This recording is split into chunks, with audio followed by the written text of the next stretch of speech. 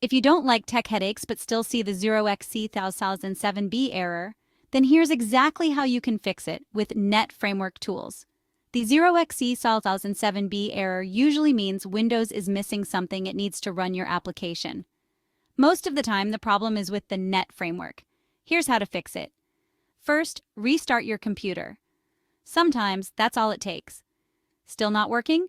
Right-click your app, go to Properties, Compatibility, and check Run as Administrator. Next, type Turn Windows features on or off in search.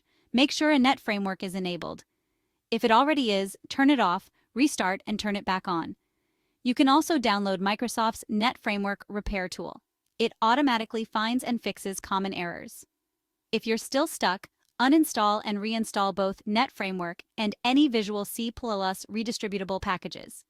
Don't forget to keep Windows updated and back up your files before big changes. With these steps, you'll squash that 0xc00007b error for